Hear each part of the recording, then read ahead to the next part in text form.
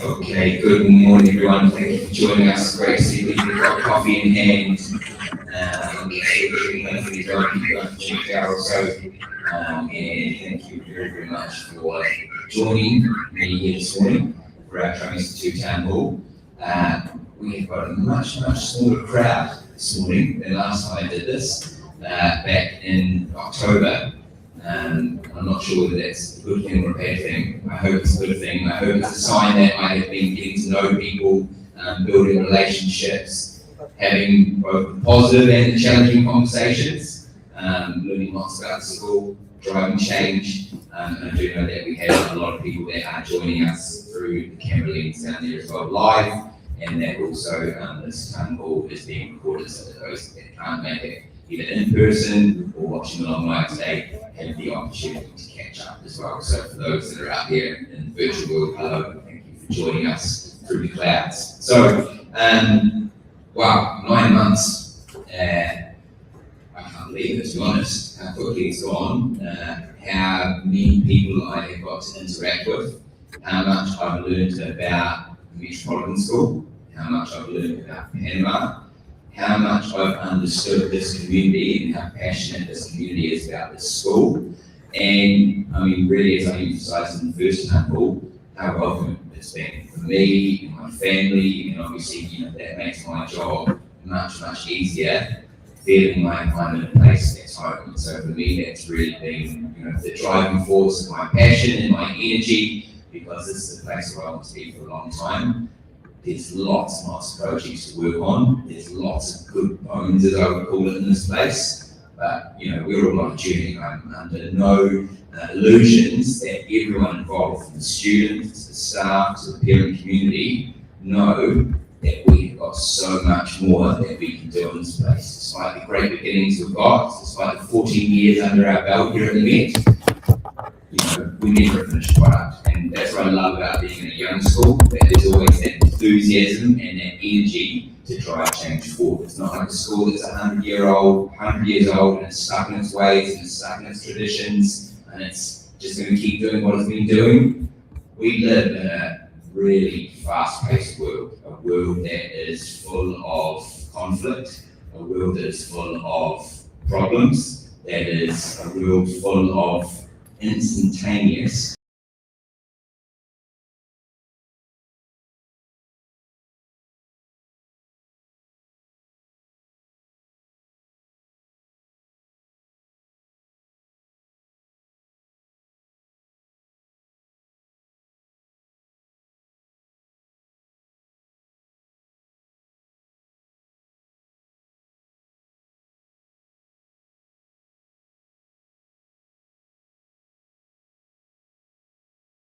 on how this year's been going. So we're going to spend the first 5 to 10 minutes sort of debriefing and analysing aspects of parent satisfaction survey. We will be sending out in April a pulse survey, just to kind of check in, I guess, on the temperature of how things are going. With all of these surveys that we do an employee engagement survey, parent satisfaction survey, and secondly, we've just done a student experience survey as well.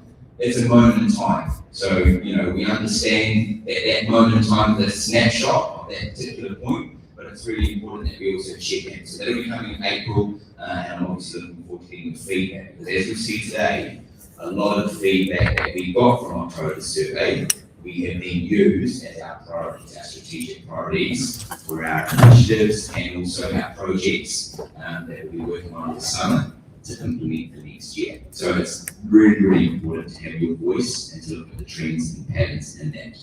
I'll be then, once we kind of look at the parent satisfaction survey, I'll be then running you through some of our exciting projects that are in the planning phases and will be implemented, some of them for August, some moving on to next year, and then some the following year.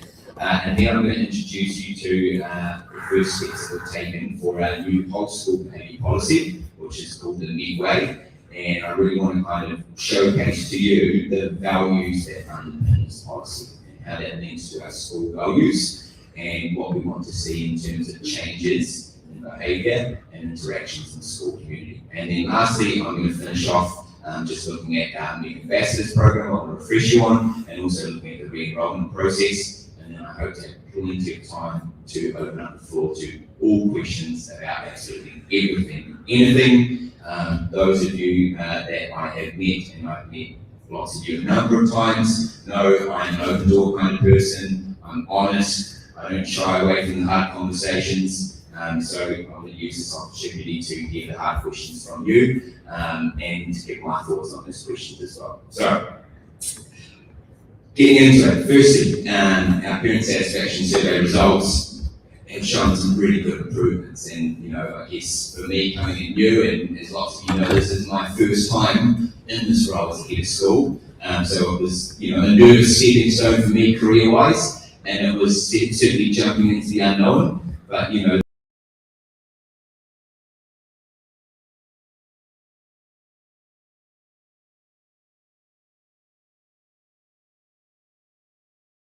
and the atmosphere and perspective on the school. So our net promoter score has doubled from last year to this year. Last year it was 16, this year it's 33. And as you can see, that graph kind of the 6-year trend, still got a bit of work to do to get to those kind of glory days of COVID when the net promoter score was up in the 50s, which is incredibly high. Those of you that know the marketing world, generally a net promoter score in the 30s is seen as good.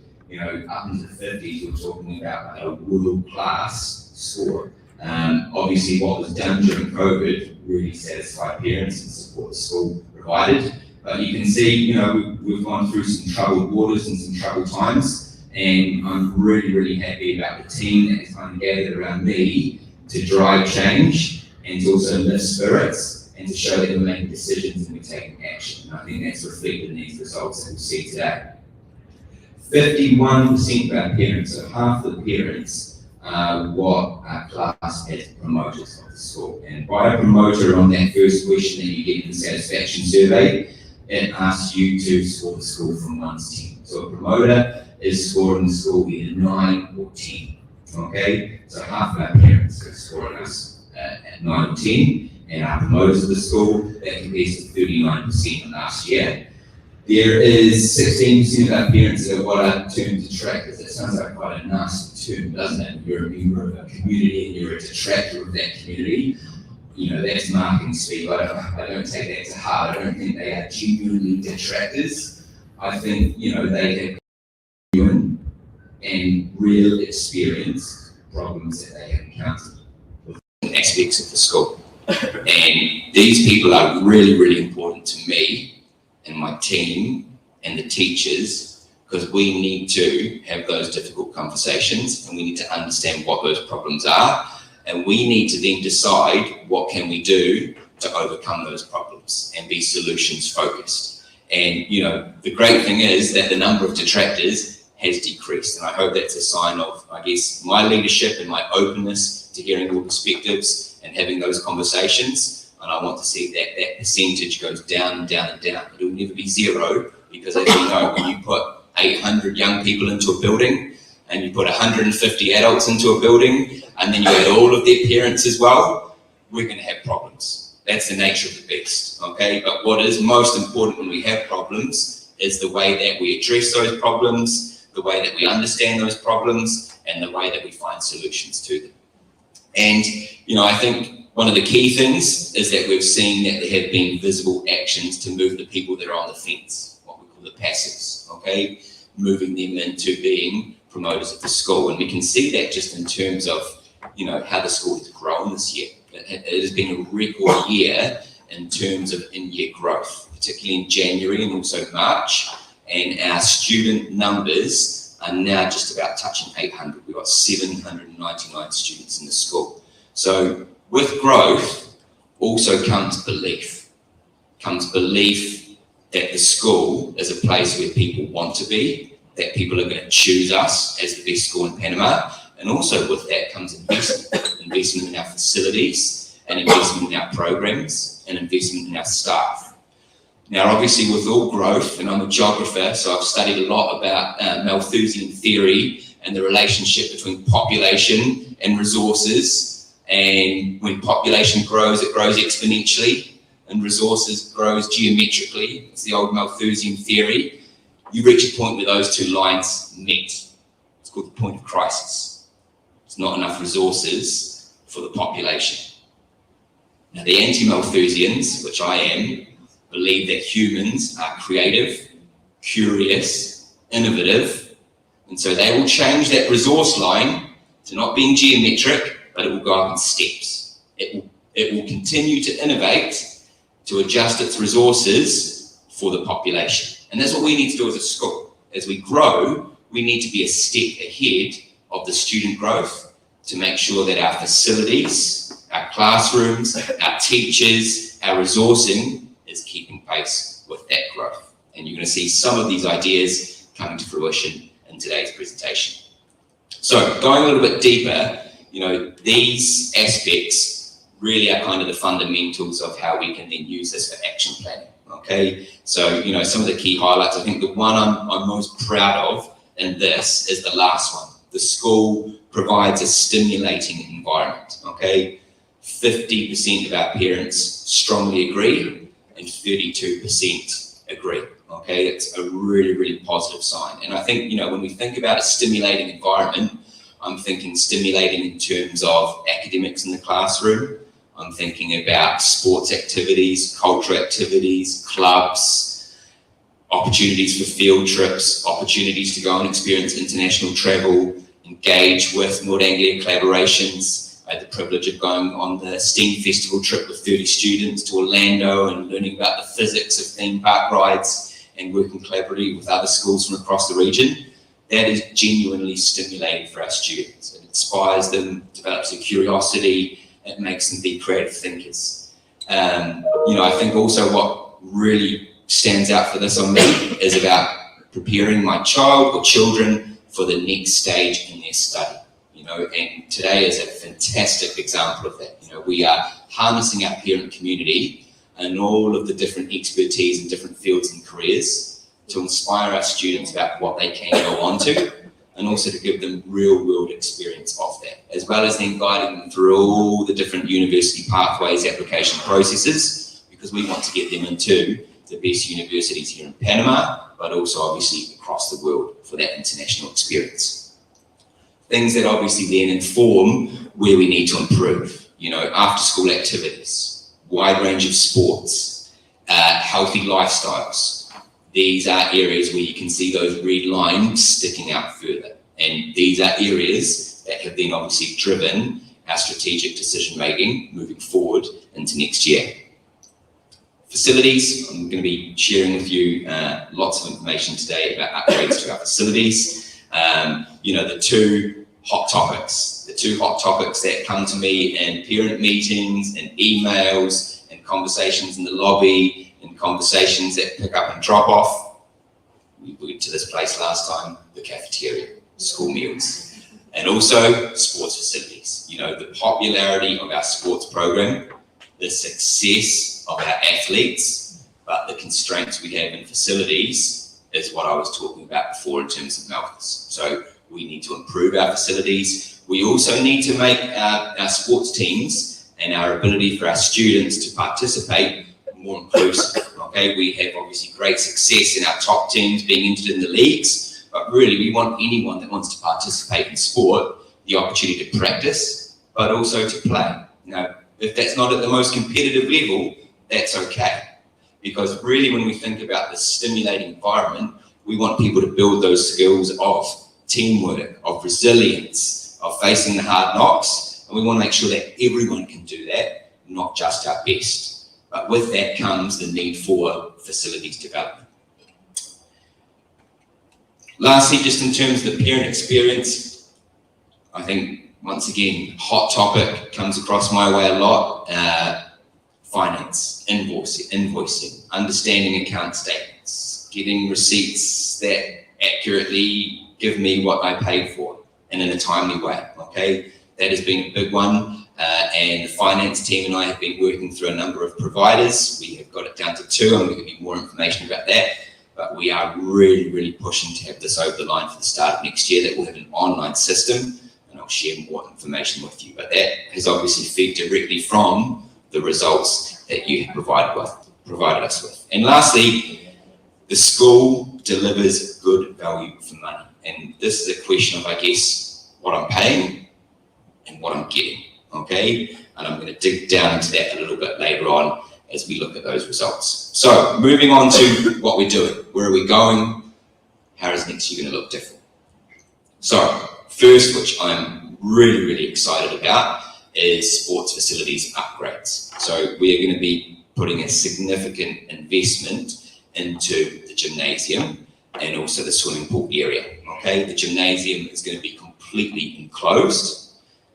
We're going to be installing a full air conditioning system in there, so it's a comfortable space not only for our athletes, but also a space that we can gather the whole school for different events inside. There'll be new spectator seating across the bleacher areas. There'll be a new purpose-built flooring for basketball and volleyball. There'll be new changing and shower facilities, which has also been a consistent topic in terms of, especially for morning practices, students being able to shower.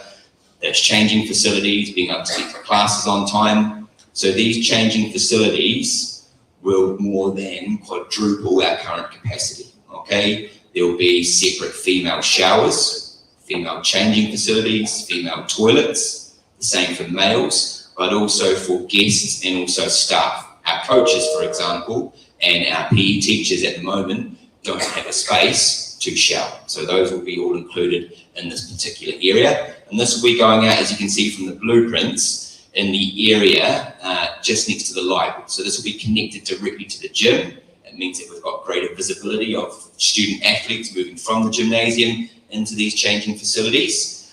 And as part of this process, we'll also be upgrading the pool area as well. So the pool area will be having an extended cover going right to the edge of the pool.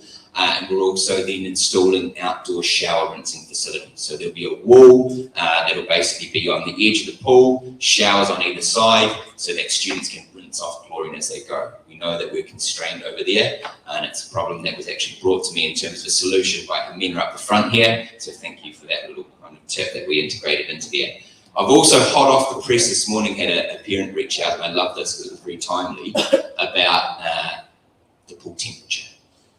Now, you know, I'm in March now, and, you know, after 7 years living in Europe, I've never felt so good in my life. Vitamin D levels through the roof, skin colour not as white as it normally is, just feeling amazing. You know, I talk to family and friends back in Ireland, and they all look like ghosts, and they're miserable, and it's been raining for 50 days. And, you know, I hear these stories about the pool's cold. Thinking, oh my gosh, how can our pool be so cold? But yes, this is genuine, and especially for our little ones it is. So a parent reached out to me this morning with an idea and a company and a price, and I'm committed to looking at that. You know, as part of this process, we're making these upgrades. If we're making an upgrade in that area, why not? Let's look at it, okay? So, social spaces. This is something, you know, that certainly from student feedback, they feel like they're pretty constrained in terms of how they socialise, what they can do, and where they can socialise. So we're going to be putting a lot of investment into social spaces inside the secondary. So we're refurbishing the IB Diploma Lounge, but also then making breakout and social spaces in secondary corridors. I met with the student council, for example, this week, who had great ideas in this, and they actually designed spaces, and I said, don't worry guys, let me look after the furniture, let me look after the spaces. But what they then had on top of that is ideas for games that they wanted to buy, board games, things that students can do in lunchtime that isn't just going out to the Astro and kicking football around, and I thought that was really, really nice if we can work together. We provide the facilities, we provide the spaces, you provide what you want to do. Socialization and the way we socialize and interact and play is not just early childhood, it goes all the way up. We all like to go and have fun and play, okay? And so really we need to make sure that we're making safe, comfortable and accessible spaces for our students to do that. So we've got a number of designs that are being put together, and we've received funding for this project, and we'll be looking to implement that for the start of next school year. Playground spaces is obviously an area for growth. We've got playground facilities. Linking back to what I was saying about how good I was feeling, it's hot out there. There's certain times of the day where it's pretty uncomfortable, especially around lunchtime, to be outside. As lots of you know, we hosted the North Anglia Regional Conference a couple of weeks back. We had, all of the heads of different functions, finance, health and safety, human resources, school improvement here. We also had all of the health and safety leads from all of the schools across the Americas, alongside principals and also safeguarding leads. And we let them use our school. We let them use our school as a case study. I said to them when they walked in here, I said, look, please use us, warts and all. We want your feedback, we want your ideas. And one of the things that was really highlighted was around our playground spaces, the lack of shade, the lack of comfort, the areas where it needs to be tidied up, from early childhood to elementary, and the capacity. You've got 2 swings, but you've got 250 elementary students playing. That's a capacity crunch, okay? So it was great to have all of these key people in our school, especially the finance people, okay, because they're the ones that we need to extract the money out of, and they're the ones that also are listening to all of these conversations. So at the moment, what we're undertaking is preliminary investigations on what we can do with the spaces. We've got 2 architects coming in 2 weeks' time who are visiting.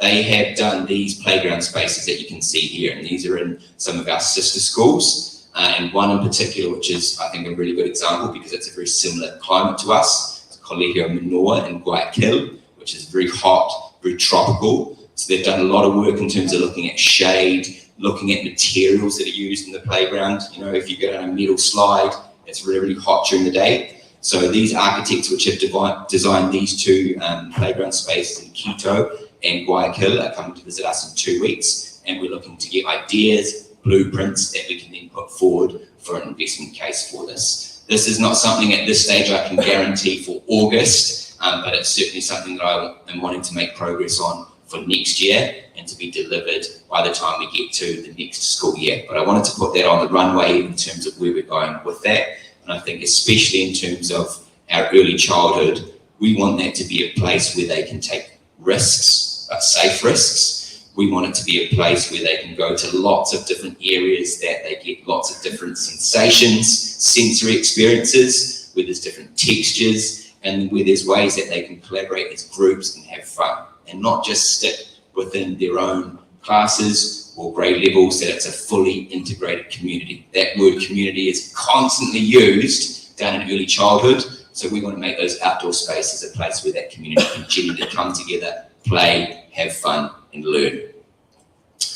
And then lastly, other actions from our parent satisfaction survey. As I mentioned, the big one for us is addressing the ease of which it is for you to understand what's on my account statement, the ease for you to pay, and the instant way that you can then get a factura, a receipt of what you paid for. So we've narrowed it down to 2 options, and currently these are at the point where they're undergoing compliance checks. So on the IT side and also on the financial side by North Anglia. Myself and Mr. Lopez are really, really trying to push this over the line.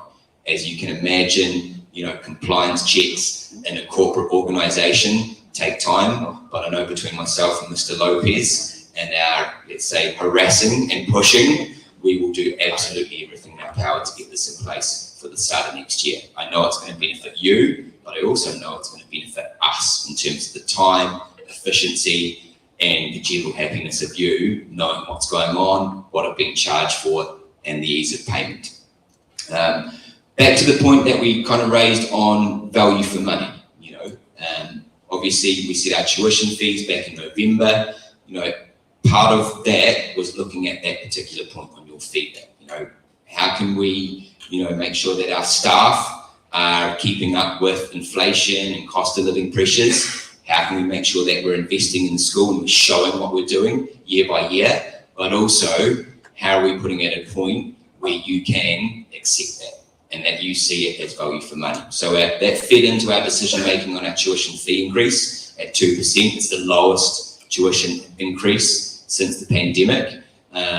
I did have conversations with parents about it, and I did have conversations about, every year the fees go up, and that is something that is natural in a private school. I can't stand here and say that fees will be frozen.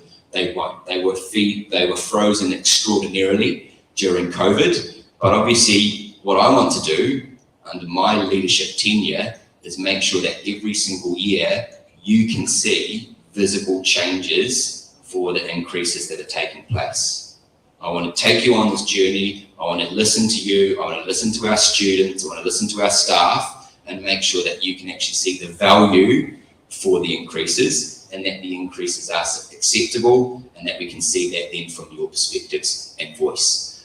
And then lastly, it's cooled off a little bit, but I know it's still there, okay? School meals, cafeteria, food, okay? So certainly I don't think this is a problem that has been solved just because I'm not hearing complaints. I think it's a seasonal rhythm. It's a hot topic at the start of the year, but we are exploring at the moment the cafeteria and school meal models from other North Anglia schools around the region. How do they do it? Is it pay as you go? Is it integrated into tuition fees? What are the options? But also from our Panamanian competitors. So on Monday, for example, I got to eat my lunch in the cafeteria ISP when we're at the PAIS conference.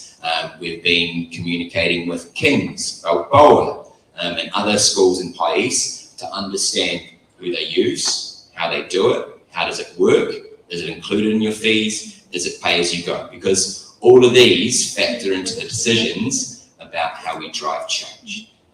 So I want to assure you that this is not just being swept under the covers. This is an area that we are actively researching, understanding, and obviously want to improve. As I said at the start, in all areas, nothing is the finished product. In this particular area, it certainly is not the finished product. There's still a lot more work to do. So, big picture, I guess, vision. Where are we going? Trying to, I guess, boil everything down and look at where is the school going? What's the vision? What journey are we going on? So what we've done is we've kind of created these sort of three pillars, I guess, in terms of what's changing at the Med. What are you going to see changing over the next 5 years? And really for me, when I walked in here, I love the fact that we've got a school song. Every morning, the whole school gets together in the lobby from the lovely little early childhood community in their red polos, all standing there in straight lines and hanging on to that last line of the song so proudly, all the way up to our grade 12s along the top. The first line of our school song starts off with respect, excellence and passion. My kids sing it in the car all the time, they're hooked on it. But for me, we've got like such a great foundation in terms of like our vision and our values at the school. And it's reinforced every week in that first line of the song. So for me, what's changing at the Med is really getting back to our values, getting back to our core values that have been with us since the school was founded in 2011. So on the respect front, what are we doing in terms of programs around student well-being, around behaviour, around restorative conversations, around working with parents and students, and then all of the different support functions to drive respect. For me, that is just so fundamental for students. Not only do they know what that concept is, but they live, eat, and breathe the concept of respect.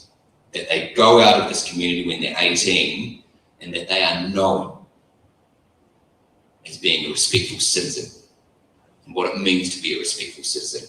Because I'm sure we all know in all of our walks of life, when you encounter people that embody that character trait and embody that value, they stand out. And that's my dream and my vision, is that every single student leaves the Met with that value of respect so deeply ingrained in them that they are a shining light wherever they are in the world on that front.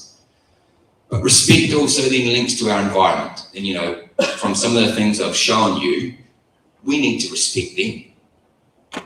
We need to respect their opportunities to socialise. We need to give them the spaces to do that. We need to give them the spaces to perform on stage, on the sports field. So it's not just preaching and teaching and educating about respect, it's also making sure that we put in place the physical infrastructure so that they feel proud to respect the environment that they're in. And shortly I'm going to introduce you to our new behaviour policy that we're going to be fully implementing. I wrote about this in the Met Weekly last week, and this really is fundamental to this drive and this vision of getting us back on track with respect and making sure that we're a shining light. Secondly, excellence, and for us, this is around academic excellence and future readiness. You know, as we saw from the parent survey, parents feel like we are preparing your sons and daughters really well for the next step, the next stage, okay? Whether that's another school because you're mobile and you're moving, or they're going off out into university.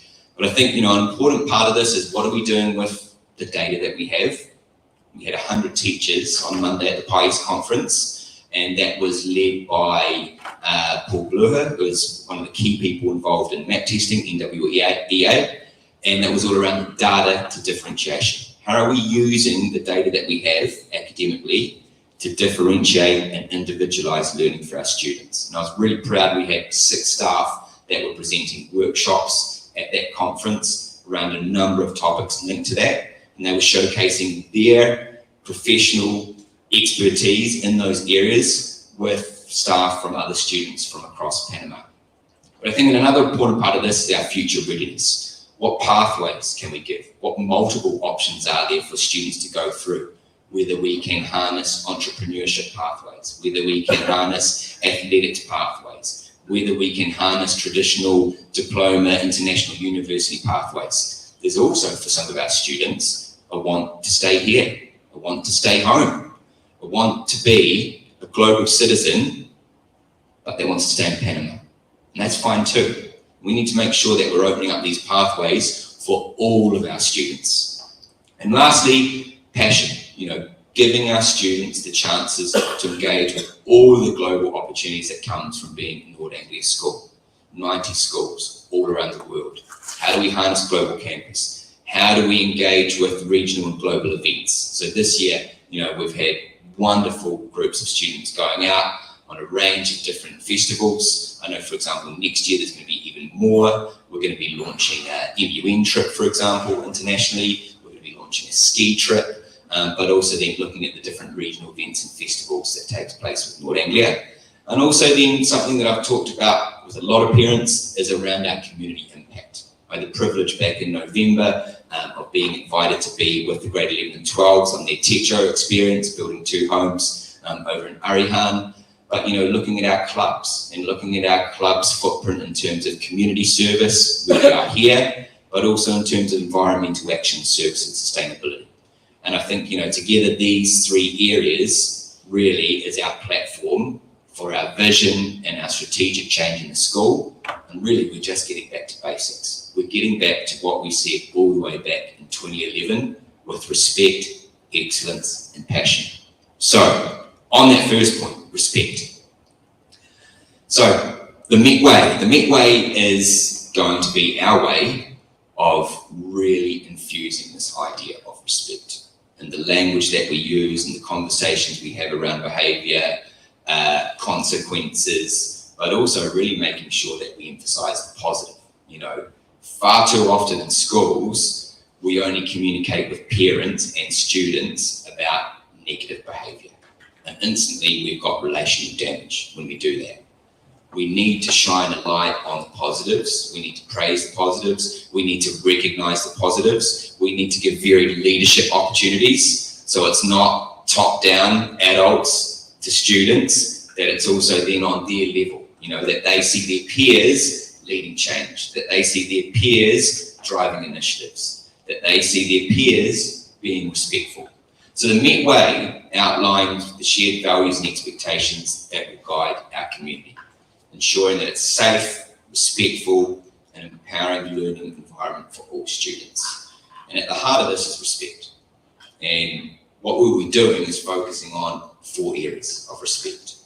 Respect for self, that our students act with integrity and make responsible choices, and they strive for personal growth. And by personal growth, we mean that they understand what is their successes, what is their best, and that they don't need to compare themselves to others, that they're able to reflect and they know who they are, and that they can celebrate their growth and they can see their growth. Secondly, respect for others. The students show empathy, kindness, and appreciation for all the diverse cultures, backgrounds, and perspectives that we have in the school community. And that goes not just across students, but it goes between teachers and students, and it also goes for you, you know, and you're a really important part of buying into this Met Way as well. Thirdly, respect for learning, that students engage actively and positively in all learning opportunities. And that's where it's really important that we work with our teachers, that we invest in their professional development, that we make sure that they're fully up to date with the challenges of the modern day classroom and future readiness, so that they can actually create those learning opportunities that our students can engage in positively. And then lastly, respect for the environment. Students can care for their surroundings, facilities, and resources, and also recognise their role in sustainability. You know, it's the little things. Where do they put their rubbish? Is it recycled? How is it separated? But also down to the facilities that we are investing in. As I've made clear today, we want to make this a place where students feel like they can genuinely respect it, that they are respected, that they've got the chance to socialise, but they do that in a way where they're actually thinking about the environment that they're in.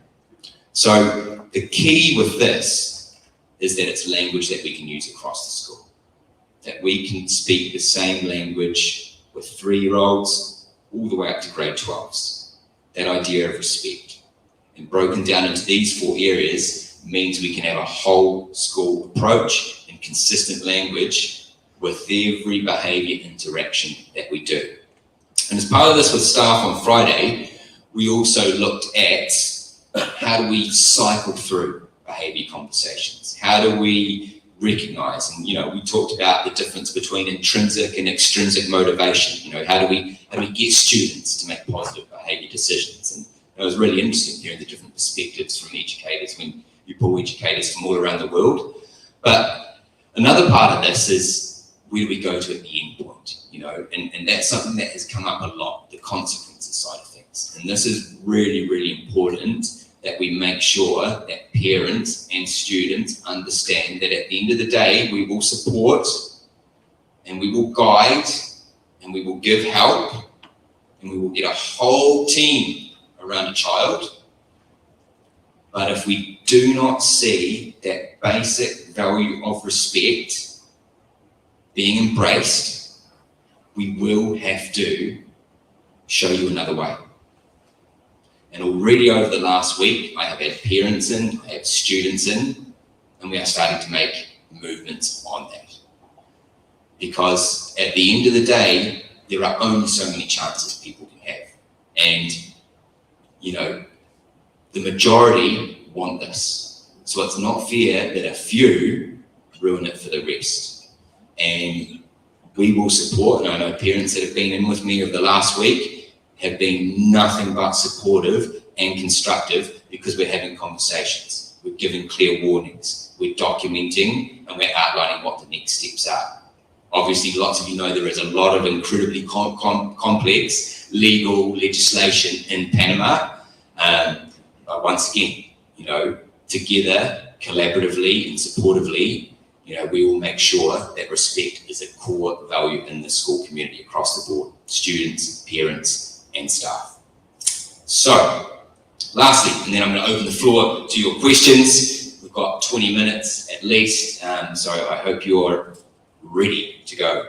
I just want to remind you of our Met Ambassadors program. So far, since we launched this, we have had 6 students come to us in January from this program, and those 2 families were able to benefit from the benefits of this program. And I just want to remind you, because it's our peak enrolment season at the moment for August next year, that this is a program available to you. We'll be having a standard international day with material and trying to promote this, but we know from enrolments that your word of mouth and your recommendation is the best form of advertising for our school.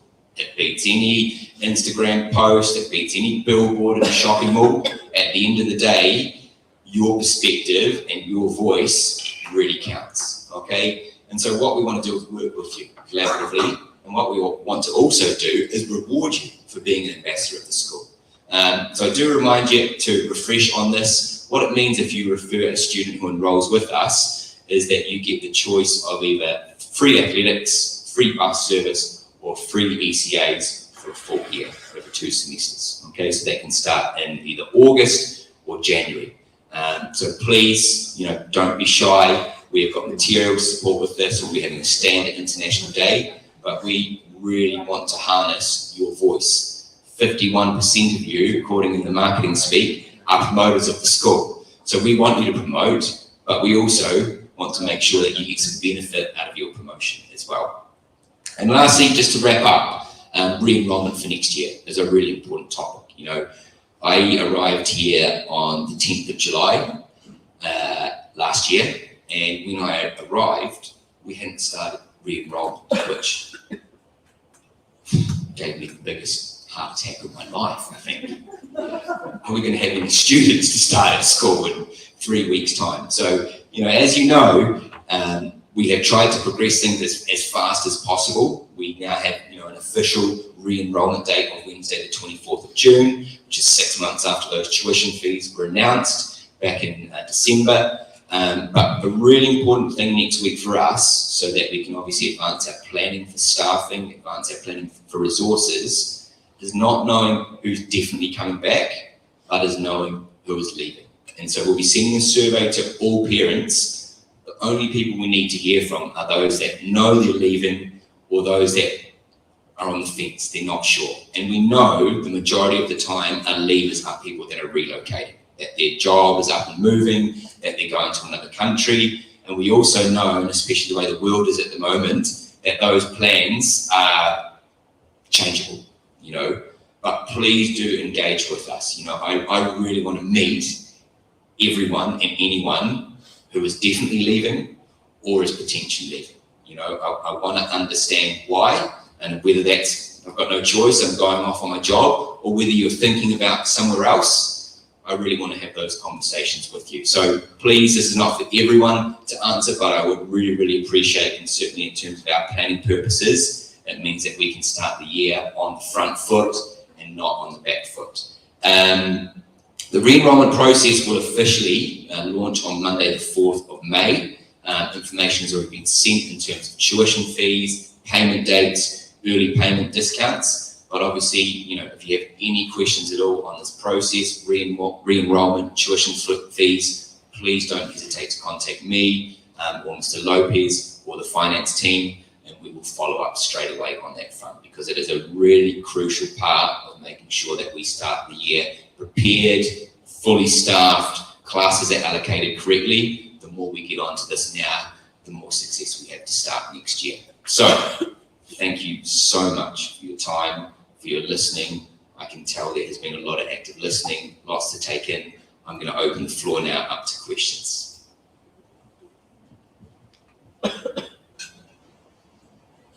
Any brave takers for a first question? Anna Christina. Buenos días. Yo quería saber si durante ECAs y Athletics la enfermera se queda en la escuela y si no está, ¿cuál es el proceso en caso de accidentes o alguna emergencia? Super question. So we have just put together an ambulance protocol for this, okay? So there's accidents that happen during the school day, and there's accidents that happen before school and athletics or after, okay? So the process is that the nurse makes the decision after contacting the parent whether or not the parent will come and collect that student to transfer them to hospital, or in the case that they are too far away, we call the ambulance, and the student is then transferred to the hospital of the parent's choosing. So for example, last week we had a student that was transferred to a hospital in town centre because the parent couldn't get out to us, okay? Also an important part of this protocol, which is just new, is who goes with the student, okay? Obviously, if the nurse goes, we've lost our nurse, okay? So the school counsellors will be the ones that will accompany that student to the hospital. So for example, in the case last week, it happened during athletics time, and Diceray accompanied because our counsellors obviously weren't here after school. So if it's after school, it's Miss Diceray. If it's athletics, if it's ECA, it's Miss Christie, and if it's then during the school day, it's Miss Claudia. If it's early childhood, it's Miss Yenny Sal. If it's elementary, Miss Paula, secondary MIP, Miss Mayra, DP. So that is our protocol. I know that that has been varied throughout the course of the year, but that is now something that we have got locked in. You know, the challenge is what constitutes going to hospital. That's the challenge, you know, and really what we need to make sure is that we have communicated with the parent, okay, we feel like this is probably beyond our control.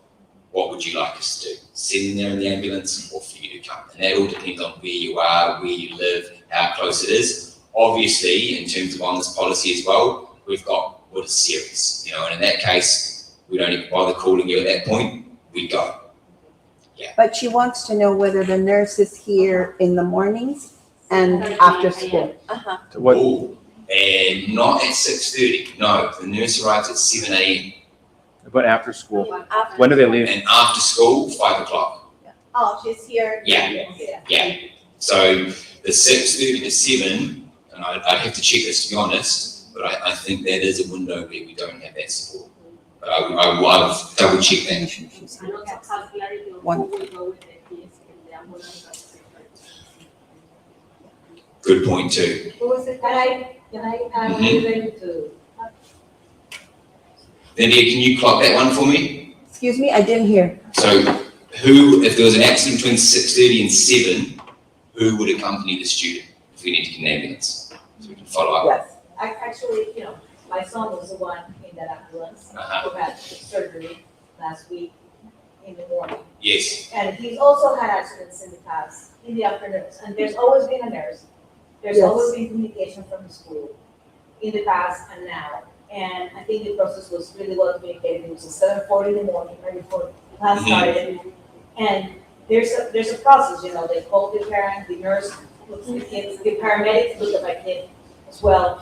And they did transfer him in an ambulance to the hospital on time, accompanied by Desiree, which is the athletics director. Yeah. So I think there's, to me, who's seen all the processes throughout the years, I felt like the process was very, it was very well matched, and they knew the steps. I felt like very comfortable with communications from the athletics director and the nurse to what steps they were taking. Perfect. That's positive to hear. And I guess what we want to aim for as a school is your experience is replicated for every single situation. That it's not different depending on the situation. And I think that's the area that we do need to work on, is that it is consistent every single time that happens. And accidents and the severity of the accident, that's the challenge. And also the age of the student as well, in terms of understanding how severe that is. Because one student's pain threshold versus another is very, very different. For example, my son trains in swimming at 6 a.m.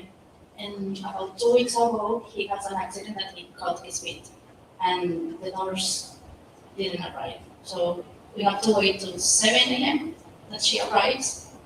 So my question is, who is responsible for the child well-being at that time?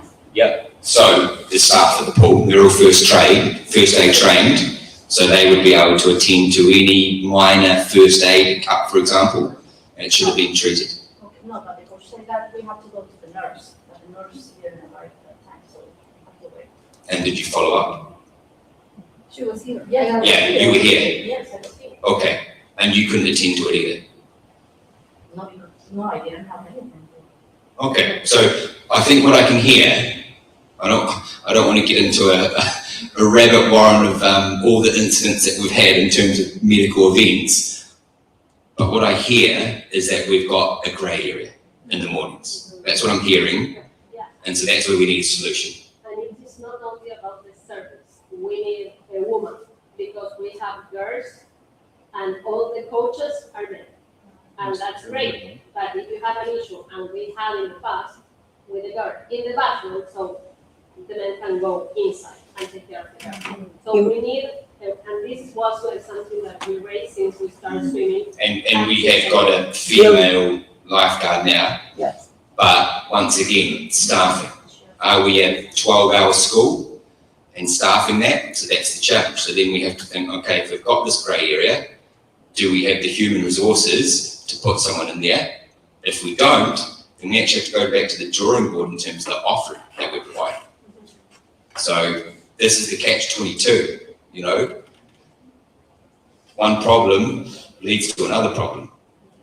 Do we then change the timing of morning swim because we don't actually have that human resource there?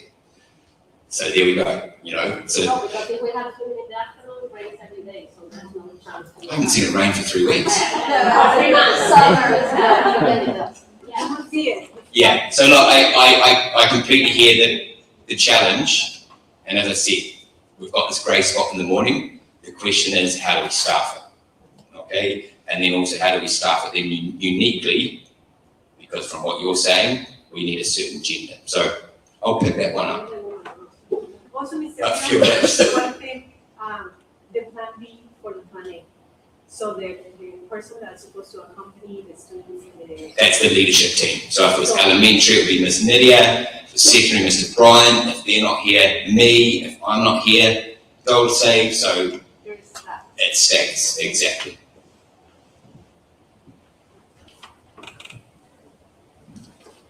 Thank you. First, I want to congratulate you for all the achievements in these 9 months. We have seen a change in the environment, atmosphere, and spirit of school, so that's great. 2 quick questions. One that is regarding the cafeteria, of course. You established a committee for that. We haven't heard anything about it since the first and only meeting. That's kind of frustrating, but I understand you're busy. And as you said, the reason that we didn't contact you is because we were expecting some progress, decisions, changes, so keep looking forward.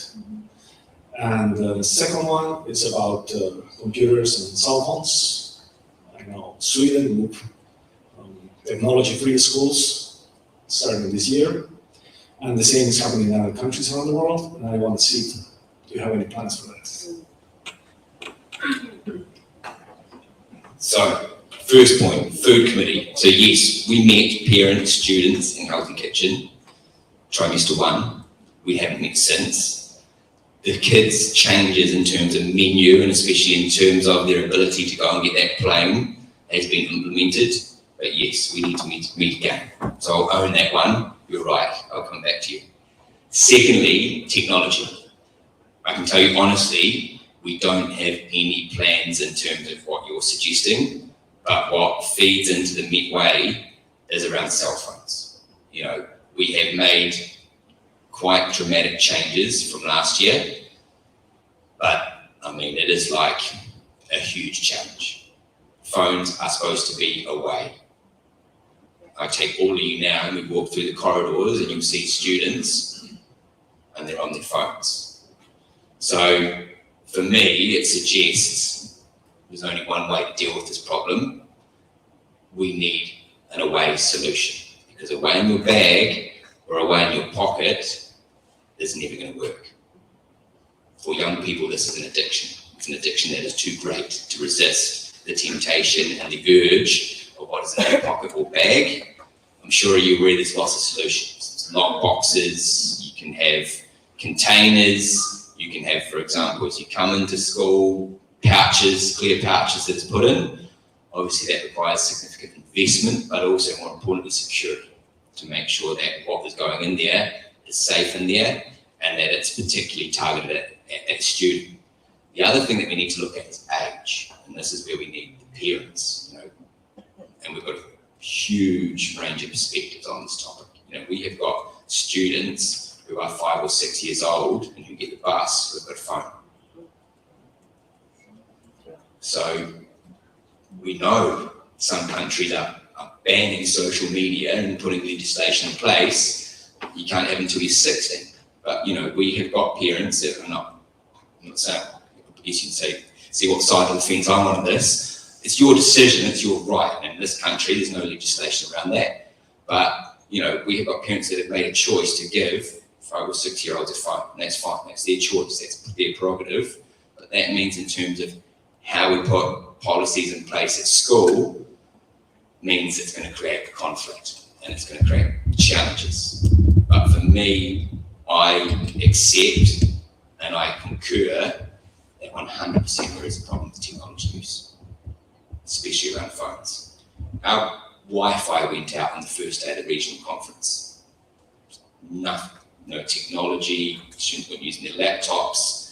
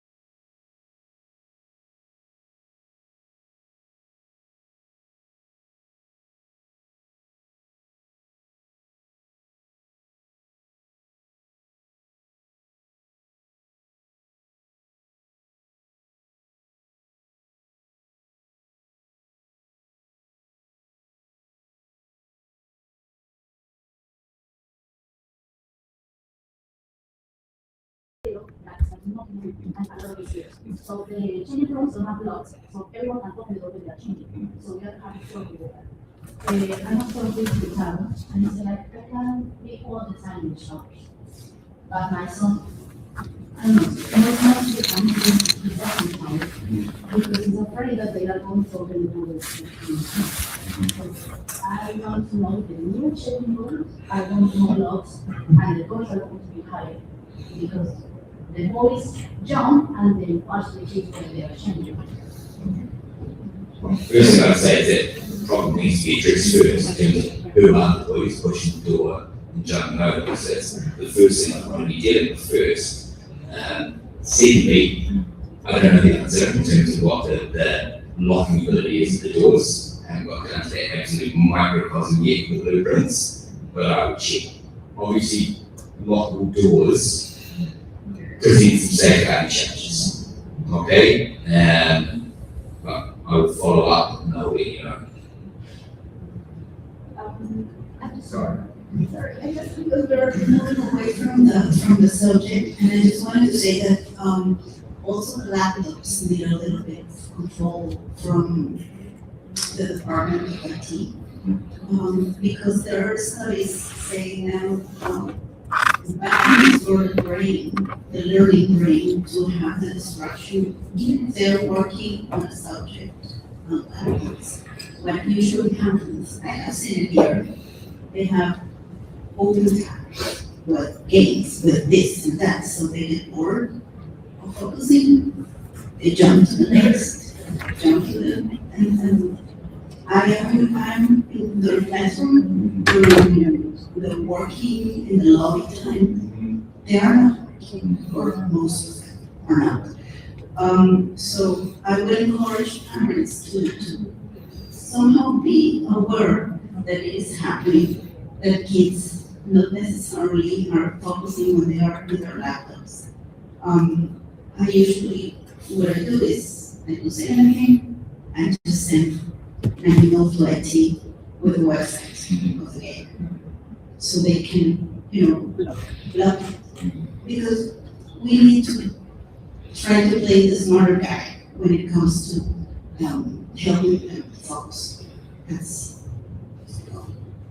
And I completely agree. I've seen things previously in great things that are in like a one-to-one app in school. So there is this opportunity available where you can have like things like in a classroom. So like you would have set up, and then as a teacher, you would actually have all the students that are in your room and all of their individual screens populated so that you can see. Because if you think you've got 20 students in your class, and the way that they're seated to actually like manage and monitor that, the only way is to have the laptop shut. So 100% agree. And I guess the challenge with blocking websites is that for every website that is blocked, they find another way around it, or another website that's doing the same thing. So, always this comes back to the education piece. It comes back to the big way in terms of like respect for yourself and respect for your learning. Because, with all of these situations where we put blocks in place or we put sanctions in place, it's the temptation. It comes back to the phones, doesn't it? That young people, as you all know, the temptations for them now today, in terms of distractions, procrastinations, like a hundredfold compared to what we encountered in our youth. Okay? And so, yes, we do probably need to do better on the system side, but also I think the education side that, is fundamental to this. And that's a challenge, and that's something that we really need to work on. We also need to support our staff to understand how they do that, because, if you're a humanities teacher, that idea of maybe digital literacy or digital citizenship, that might be in your kind of area of expertise. So, that's something that we need to make sure that we're all consistent, we're all on the same page, and we're providing the training for our staff on that front.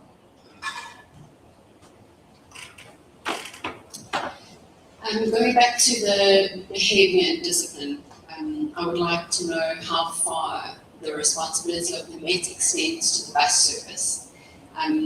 Personally, I've been a little shocked about the things that I hear coming off the bus, and my concern is that the kids are obviously speaking English on the bus. The monitors don't necessarily understand what's even going on the bus. I would like to know, I know it's a third-party service as well, but what responsibility does the Met take in ensuring that the monitors are well trained on enforcing the same rules that apply in the school on the transportation back to home? Super question there. In terms of responsibility, well, the students are in our school uniform at that time, so I would expect that they are upholding the same expectations and rules as what they are in school. they're being ambassadors of the school on that bus, and it's a school bus service. So I would expect the respect, the behaviour, but also the follow-up is consistent as what's happening at school. I know for a fact, because I've read through them, the amount of behaviour notes that come out for bus offences. The challenge with that is that the bus monitors are not teaching staff and are probably putting that behaviour note on as what they see as a punishment or a sanction. And whereas for us on the teaching side, we want that behaviour note to be a record of a restorative conversation that we have had about your behaviour. What have you done? Who has it impacted? What are you going to do to repair the damage? And so I think that is something that we do need to look at in terms of how we as a school can train the bus monitors, but also at what point do we say enough is enough? If you are consistently using disrespectful language, if you are misbehaving on the bus, when does that mean that your bus service is cut? That's once again when you start getting to consequences. Endless behaviour notes is not going to serve as a consequence.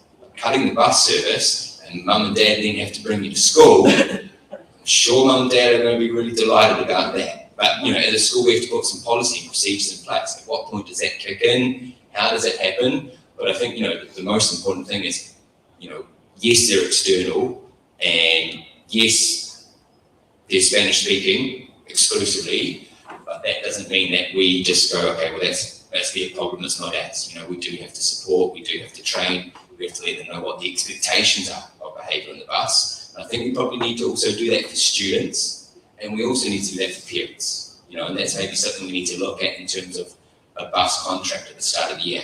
If you're getting the bus service, this is what you sign up to, this is what we expect in terms of behaviour, and this is the consequences if you don't meet that. And that way, to be clear is to be kind. We're all on the same page.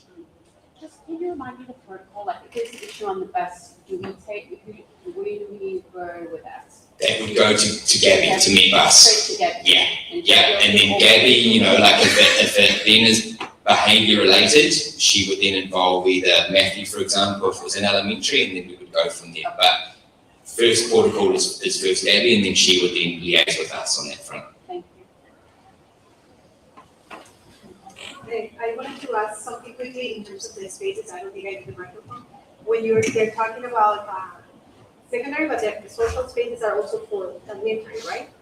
The social spaces that you guys are looking to create. So the focus at the moment is on secondary. So Okay. all of those secondary corridors at the moment are Yeah. empty. Okay, at the moment we've got an elementary, it's like the community kind of breakout areas. So that is our priority at the moment.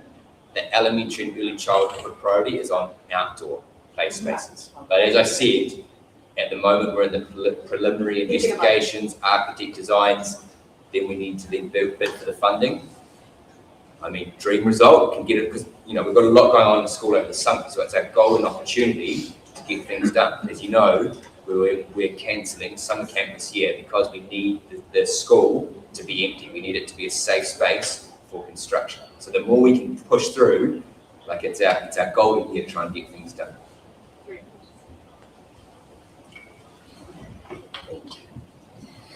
So I'd like to raise again a concern regarding food and proper diet at the Met. On one hand, this is not the first time families have raised concerns about the quality and nutrition of meals from Healthy Kitchen. On the other hand, we are also seeing an increase in fast food style options like hamburgers, chicken fingers, being sold at the Met Cafe, Tip Tap. You mentioned that you're looking into different models for the cafeteria, but meanwhile, can you tell us what the school is doing to address the ongoing quality concerns in Healthy Kitchen, and what the overall approach is to ensuring that all food options on campus supports healthy eating habits and proper nutrition for all our students? Lots of questions built into one theme there, Mercedes, so hopefully I can cover them all off. I think the first port of call is during the regional conference, we had the global head of health and safety here, and his background is in food safety in kitchens. And without any warning, he walked all through the place. He checked freezers, he checked food preparation, he checked all aspects of it, okay? And, you know, in terms of quality, in terms of preparation, in terms of food hygiene, health and safety, you know, a completely unannounced visit, he didn't see any issues with that, okay? What he did say was in terms of choice, you know, what he saw, and he was here for the 2 days before the conference and after, so he saw it not only during conference time, but also afterwards. And I think that's really the fundamental issue that we need to address. It's the choice and the options. And that links into the nutrition piece. Now, you know, the healthy choices, the salad bar is there every day. There's a range of things. There's from lettuce to olives to corn to carrots to garbaznas to, you know, you name it, it's there, but it's a question of whether, especially the younger students, whether they actually choose and whether they like those healthy options, because otherwise they're left going back to the staples of the rice or the pasta or the plain chicken, you know, so that's the challenge of this whole problem. It's the perspectives of this whole community on what is healthy and also what options should be available. And, you know, I'm meeting with Healthy Kitchen this afternoon actually, so it's great, and we've got a recording as well on these points, but we're also meeting with other providers at the moment to understand what they do and how they do it. I just want to focus on the plain menu being hard chicken, mushy rice every single time. There was an actual improve for a few weeks, but right now it's going back to what it was. Hard chicken, mushy rice, and the little kids are not given the option of regular menu. They are offering, the first option is plain menu. So it's true that the little children they don't have the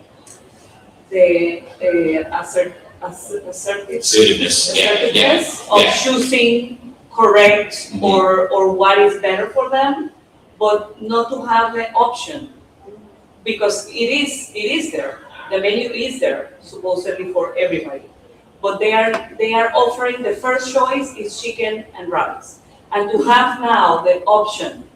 I don't give tip tap to my kids, but they came excited yesterday saying like, oh, I have the option of chicken fingers in the cafeteria. So they are like, okay, I'm gonna get the chicken fingers from the cafeteria, but in the menu I cannot eat the chicken because it's too hard. So this is my main I completely get that, and I think, you know, what I would suggest, coming back to your point, and maybe it's like a white flag apology. Maybe we get the food committee together and completely unannounced, we go for lunchtime and we watch it unfold and we see like how does it work in terms of like the students selecting options, what options they have, completely unplanned, completely unannounced, because, you know, I think with all of these situations, I know because I've got 3 kids here and they eat there and I get varying messages of what you're talking about. But I also know that that's their experience. And what does that look like compared to another student in their class? So I think what we need to do, yes, we've got perspectives and yes, we've got voices, but we need to go and see for ourselves. I eat there every day, I see it unfold at different times, but I think we really need to go at a time when, you know, it's unplanned, it's unannounced, and you can see it for yourself. I've got my own personal viewpoint on this. I'll share it with you. The only way we're going to solve this problem is if we go to pay-as-you-go model. It's your choice. No, I don't think so. I do. I don't think so. I would love to put this to bed, food forever in the Met, you know, that you choose where you want to eat here. It's then up to the provider to obviously make the meals and provide the options that are popular, that people want to choose and people pay for. We all know capitalism, competitiveness, okay? I know that's unpopular, I probably can't do that. It's contracts and all of those kind of things. But genuinely, for every voice like yours, there's also 5 voices that are completely fine with the food. So that's the whole problem with this issue, is that we will never, ever, this is the one thing I'm 100% certain of, the only thing, we will never satisfy every single student and every single parent about food, no matter what we do, no matter what we change. Is that I cannot have a hard chicken in the cafeteria, but have a good chicken in the tinta. That doesn't go. But the hard chicken, once again, is a hard chicken on whose perspective? Ask the students. But I eat the chicken every day. Don't you? Yes. But your chicken is not the same that my son is eating. Well, I will follow him today and I'll eat his chicken. Look, I honestly don't want to get in the back and forth. I genuinely, I've seen my piece on it. It is fact. Only way we solve this problem is, you don't like the food, you bring your own. No. I'm just saying my opinion. I'm just saying my opinion. You don't like the food, bring your own. You do like the food, go and pay for the options that you do like. Okay? But I'm just saying that's my opinion. Okay? Don't worry, I'm not going to do anything drastic here. It's all good.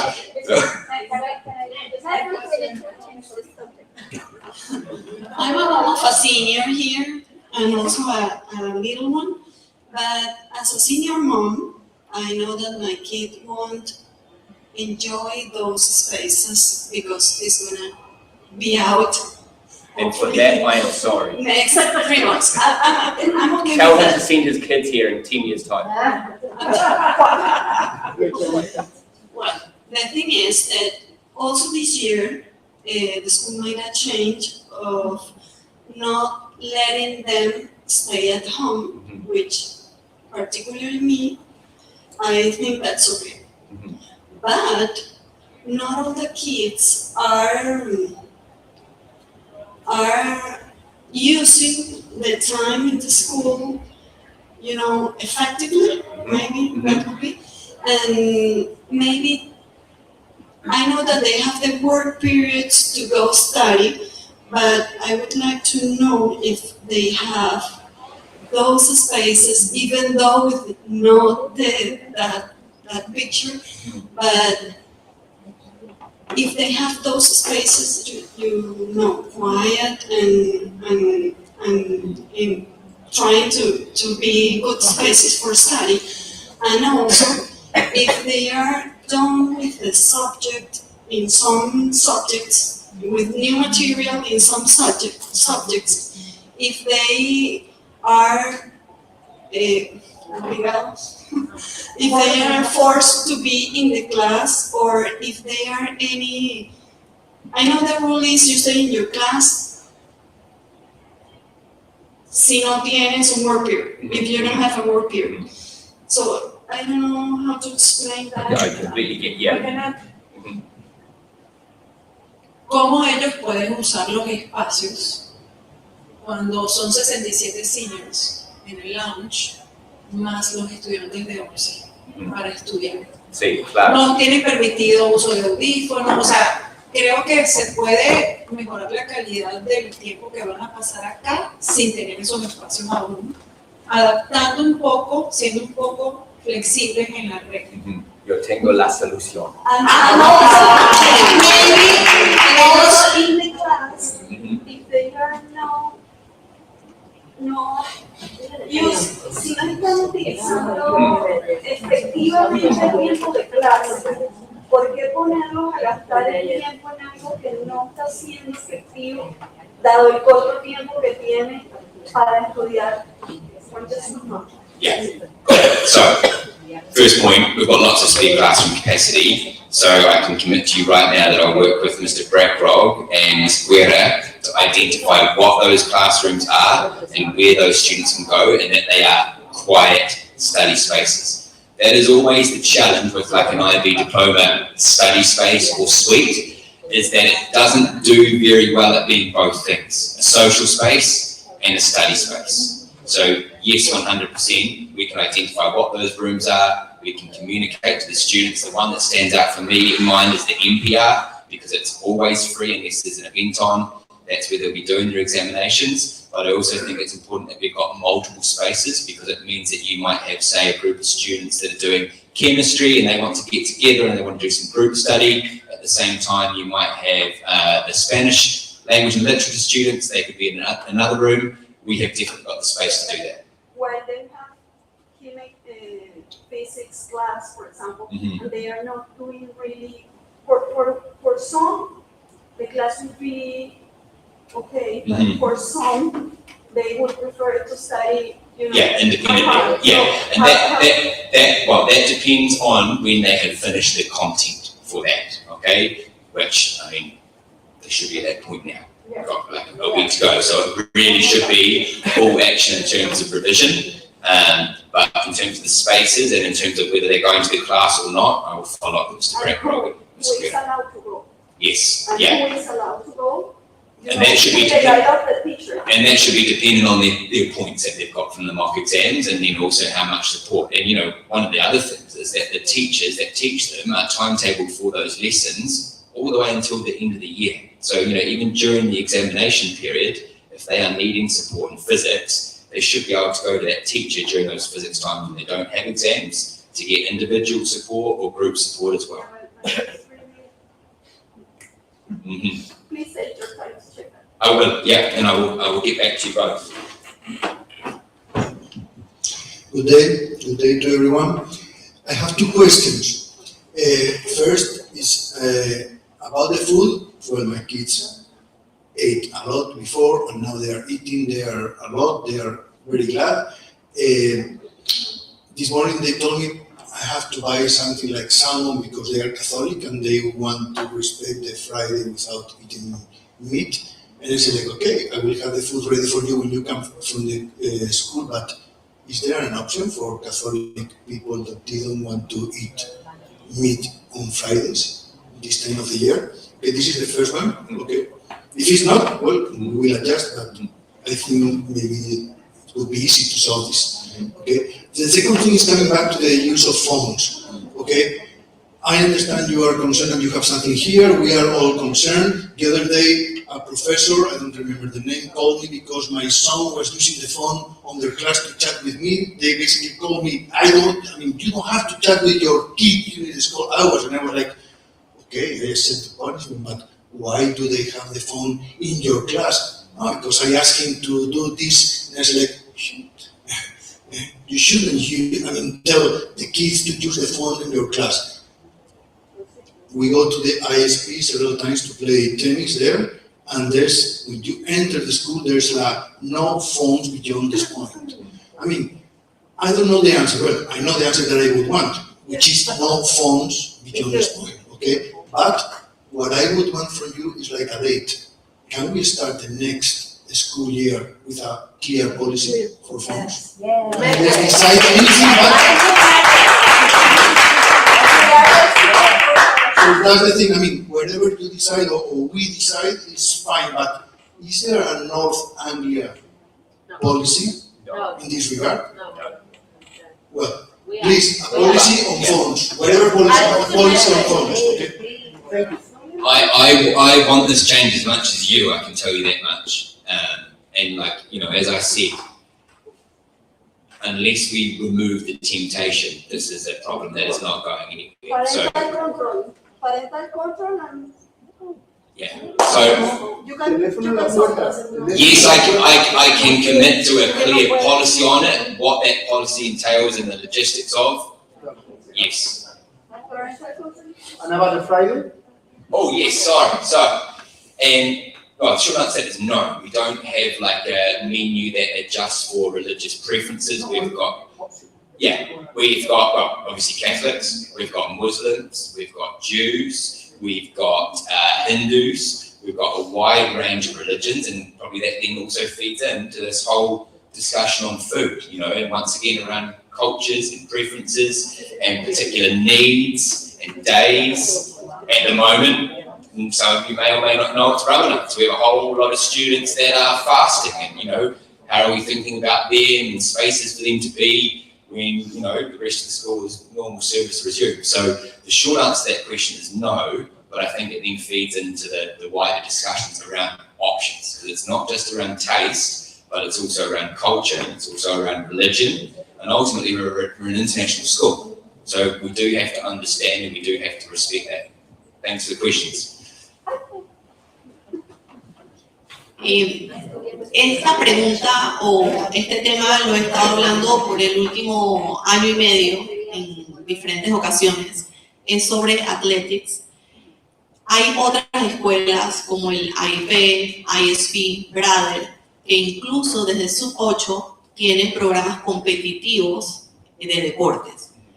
No es el caso en el MET. Yo entiendo que en categorías superiores es mucho más competitivo, pero por ejemplo en la sub-8, que está mi hijo, en fútbol, han ido a torneos y la verdad es que el nivel que tienen otras escuelas no se compara con el nivel que tiene el MET.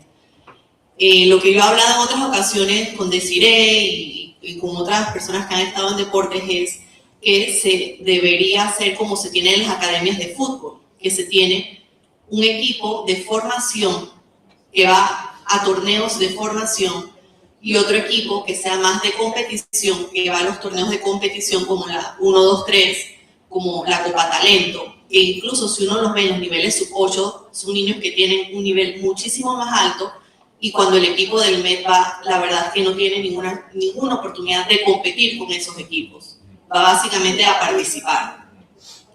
Entonces, ¿qué se puede hacer también para atraer a esos niños que tienen ese nivel de competición? Porque hay muchos niños, por ejemplo, en segundo grado, que están en academias de fútbol, pero no se meten en athletics para poder formar un equipo más fortalecido para ir a estas competiciones. Let me just check, I've got all of that in the questionnaire. So it's about under 8s athletics and like their opportunities for participating in competitive competitions is limited.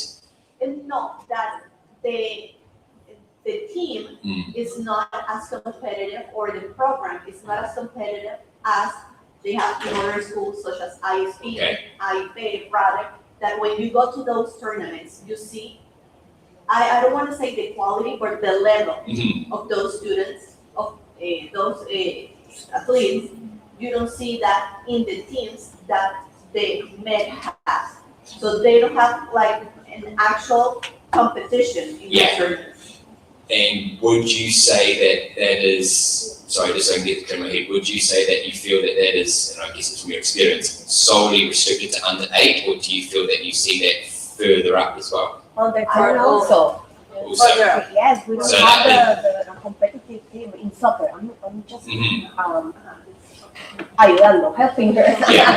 But I think that in soccer is a huge challenge. Okay, Yes. so I'm going to take that one away. So I guess there's a number of fronts I'm thinking of on that front. So one is coaches, quality of coaches, what's the training program? 2 is the opportunities in terms of who are you playing and at what level. And 3, I guess, is like, it's not just looking at that year, but like what's the development structure and the development pathways that you can go down. And 5, what's the competition doing? If the competition are, as you say, better, higher quality, what are they doing that we're not? And what I see in other schools is, for example, the UA went to a kids, it was boys and girls tournament last year. And what we paid for the tournament is not the same amount that another school in that same tournament paid. Higher or lower? They pay less than us. We have more.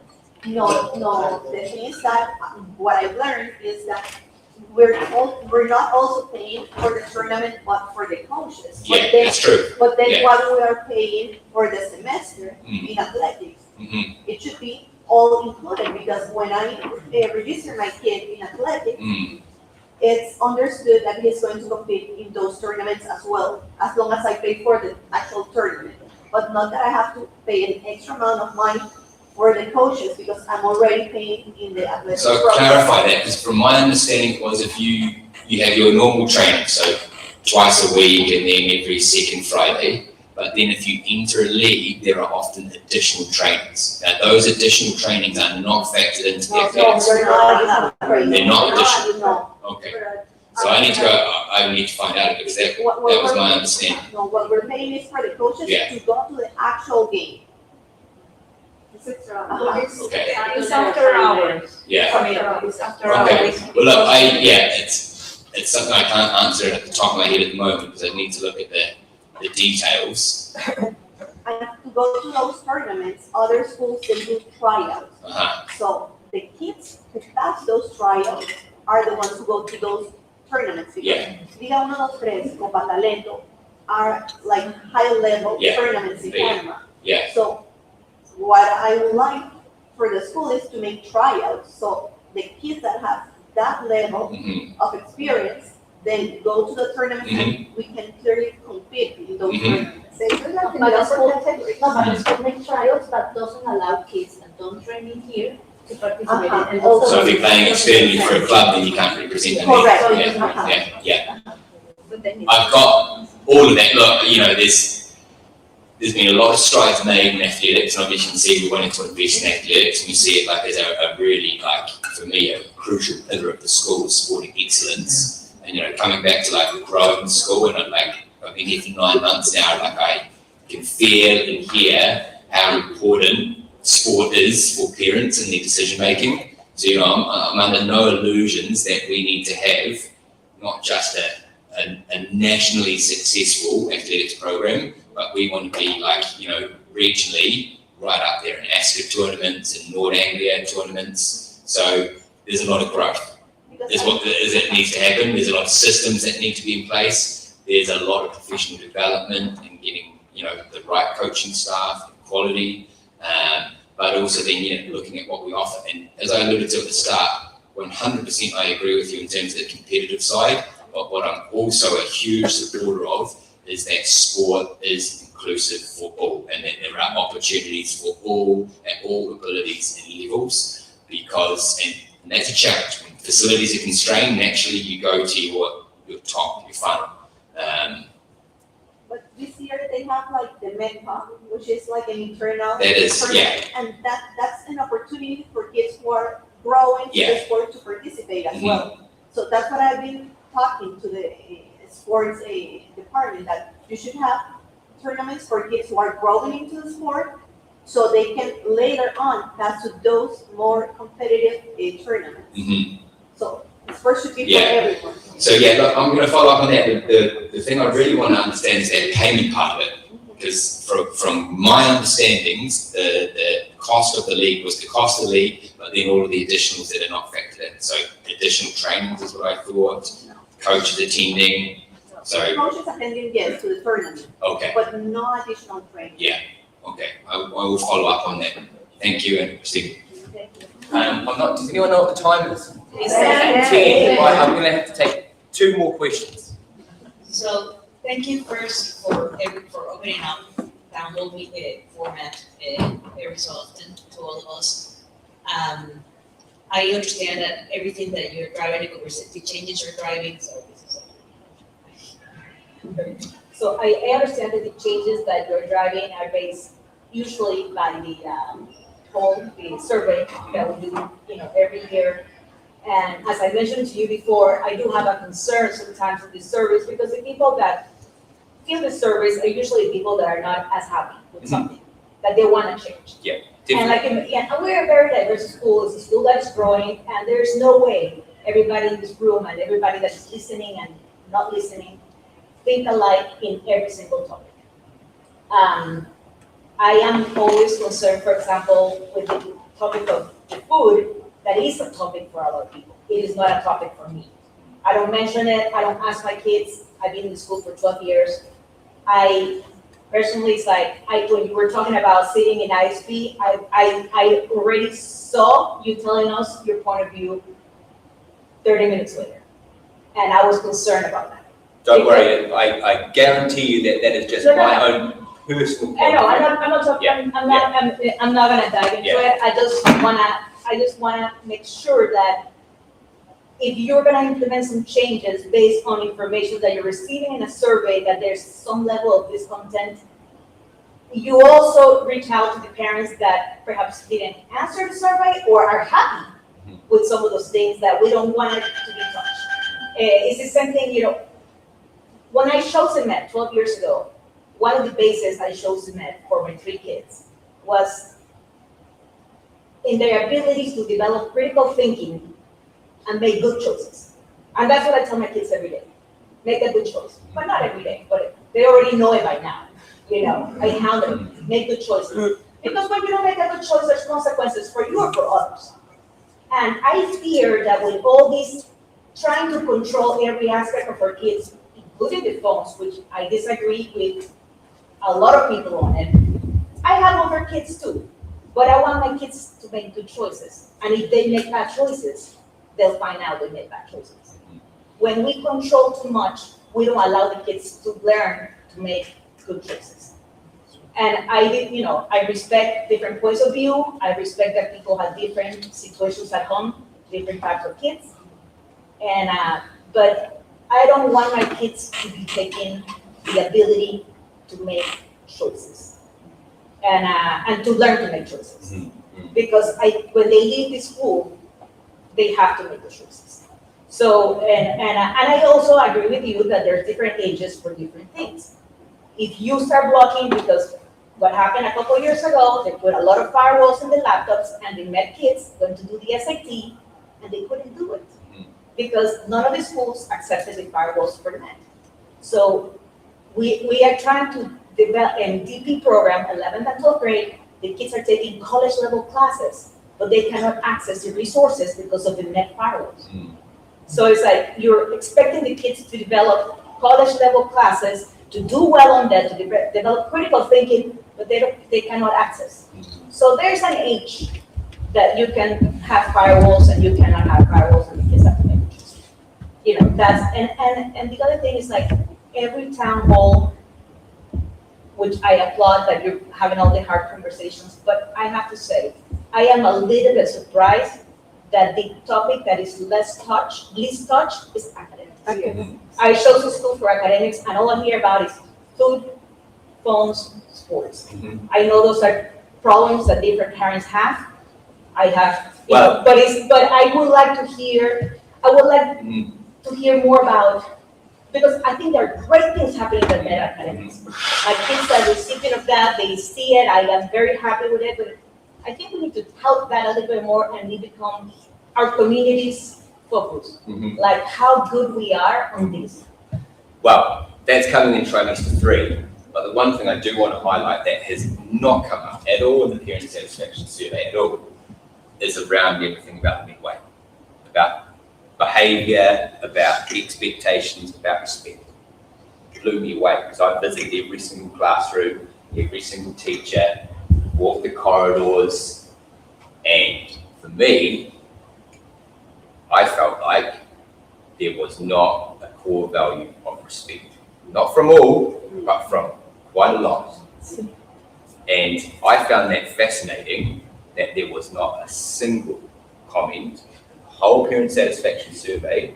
There was bullying that came up, but nothing around behaviour or expectations or respect or community, nothing. So I agree, there's some things we've left off, and lots of things here, but that whole piece on behaviour, that has been informed from observations, and observations that have not come from any of your voices, observations that have come from me taking the time to go and see every single class from EC3 all the way up to grade 12, every single teacher, being active in the corridors, talking to students, getting student feedback on their experiences.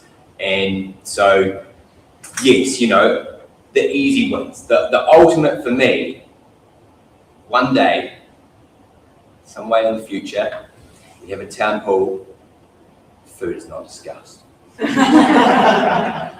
I'm dying to go to heaven at that point in time, okay? But, you're right, and that's where, for me, this is a hugely challenging job. There's so many voices. There's so many voices on different topics, different needs, different wants, people that have experienced different schools in different countries, people that have only experienced the Met and haven't experienced a change of campus, a change of owner, you know, so like I'm under no illusion that it is an incredibly dynamic, challenging beast to lead, but it's something that I really enjoy.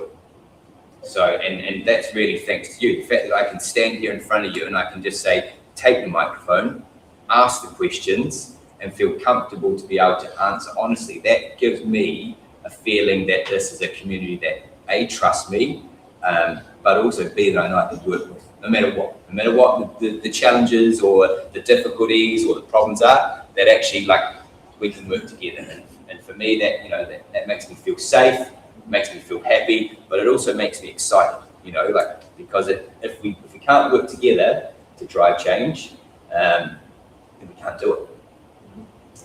So yes, but I will guarantee you that there will be a strong focus on that, and we will have a lot of great data to share with you, because we will have completed 3 trimesters. We will have then the 2 MAP test results for growth. And so that is what things I want to share. Okay, how has this year looked academically? Where have we seen growth? I also want to share with you all the different professional developments that our staff have gone on, how they're integrating those into classroom practice. So that I will guarantee you as a theme. And I saw when I came to T2 conferences, I noticed a lot of different common themes between all the teachers that I met for my 2 kids. And I saw a lot of progress, a lot of standardization, a lot of, like, I could tell that the teachers, at least from NYP, I compared to the process my 2 other kids that graduated or are in the B went through, and I saw a lot of, as a parent. And there's still a lot of work to be done on that, to be honest. I know, but I think those are good news, and I think those are things that are worth communicating, because sometimes all we hear is all these complaints about food, and we lose track of why we chose the school, you know, and I chose the school for very particular reasons. And I think it's being delivered mostly on, and I see the changes and I see the growth, and I look forward to those things, but I would like to hear more about that. Yeah, perfect, I can commit to that, no problem. I'll take the final one. No, I just wanted to say Rosa. thanks for mentioning the academics, because I was surprised that we were not going to talk about it. And it's the way that they're doing, you know, changes and things that are happening, that are going towards the positive and then enhancing what's already good. I wanted to hear, but you mentioned it already, that you guys are already working on professional development, and I would like to see more of those new teachers coming into the Met, how they are being integrated into knowing the IB and reading it and actually applying it in the classroom. And I think that interaction with the enthusiastic teachers and knowing their IB will take care of the concern with the what the student should choose to be doing in a classroom.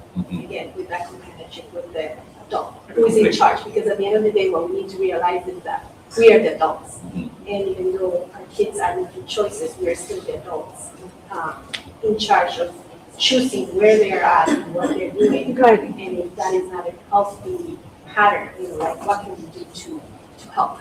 Yeah, and I mean, you know, one of the challenges on that front, and certainly was a challenge this year, you know, like when I started, we had 25 new staff. Mr. Brackroll was new, and I was new, and 25 new educators starting. Like, that's a monumental challenge, even if I had been here for 5 years, to onboard all those people, to make sure that they follow like our expectations, our way of doing things. At the moment, we're recruiting for 2 positions for next year. So in terms of our retention, in terms of staff that want to be here, that means, you know, we spend the start of the year really kind of setting the tone and really focusing on professional development for the team we've got, rather than trying to onboard a whole lot of new staff. And so that's positive, and the fact that we're recruiting for those staff now, the best time to recruit, is also possible, you know, that we're building those relationships, that we want to support people to go on to the next stage and advance their careers, and to do that early. And rather than leaving it to the very last minute. You know, as much as I love teaching grade 7 and 10 humanities in September and October, you know, it's not something I've got a huge amount of time to do, but it was really valuable this year. But yeah, I think that's really positive looking for next year, you know, that we've got a really stable teaching staff. And that is something that has come back to me, you know, high turnover of staff, you know, changing of teachers. It's really hard to drive change if also your team's changing all the time. So the more we can have consistency and continuity, the better it is to drive all these changes that we're doing. I'm going to have to wrap it up. Thank you so much for your time. We've got a very exciting community event on Saturday, obviously with International Day. I'm looking forward to seeing all of you there, and a big shout out to the Parent Council sitting around here for all of their organisation. I know it's a huge logistical undertaking, but I know it's like it's a hallmark event. It's one of the events I love in every international school's calendar, and every school is different. And what I'm most excited about is that I know for the Muslim families in the room, it's Eid on Friday, and they'll be finally breaking the fasting of the month. Well, I think I might actually join them on Friday fasting, so I'm ready to go for Saturday and take on all the delicious food that we're going to have on offer. Thank you very much, everyone. Appreciate it. Bye-bye.